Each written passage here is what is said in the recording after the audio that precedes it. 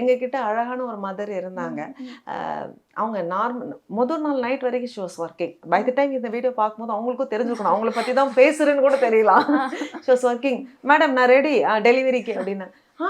Okay super, நான் இந்த மாதிரி ஒரு மதர் நான் பார்த்ததே இல்லை, வாங்க அப்படின்னேன். அப்புறம் உள்ளார போய், என்ன மேடம் வலிக்கும், நீங்கள் வலிக்கல? வா சூப்பர், எனக்கு எல்லாமே வா வாட் கிரீன் பிளேட்யா அப்படிங்கிற மாதிரி நாங்கள்லாம் உட்காந்து, உங்களுக்கு வலிலாம் இல்லையா, நம்ம சீக்கிரமாகவே டெலிவரி பார்த்துடலாம் அப்படின்னு. அப்புறம் பார்த்தா எந்திரிச்சு ஸ்குவாட் பண்ணுறீங்களா? என்ன ஸ்குவாட் அப்படின்னாங்க. ஸ்குவாட் பண்ணுங்க அப்படின்னு. ஸ்குவாட் பண்ணணுமா? அப்புறம் எப்படி டெலிவரி ஆகும் அப்படின்னு. இது எனக்கு யாருமே சொல்லலையே அப்படின்னாங்க.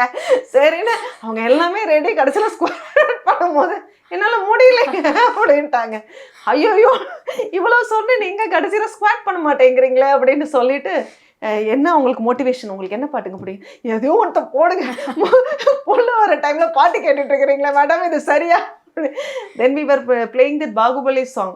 ஸோ இப்போ எங்களுக்கு எப்படின்னு கேட்டிங்கன்னா, அந்த மொமெண்ட்டுக்கு பெரிய பாகுபலி மொமெண்ட்டாக மாறிடுச்சு. நான் மறக்கவே மாட்டேங்க அந்த ஸ்குவாட் மொமெண்ட்டை. நீங்கள் கடைசியில் பாகுபலி பாட்டை போட்டு என்னை மூக்க வச்சு டெலிவரி பார்த்தீங்க அப்படின்வாங்க. We still have this lovely sad after டெலிவரியில அந்த சன் இப்படி தலைமையில தூக்கி வச்சு பண்ணல.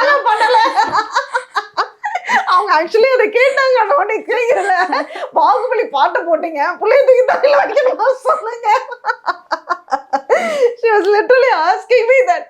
நீ என்ன பின்ன என்ன முகதுலாம் சரி வலி இருக்கலாம், சுரஸ் எந்திரிச்சு உட்காந்து ஸ்குவாட் பண்ணுன்னு சொல்றீங்க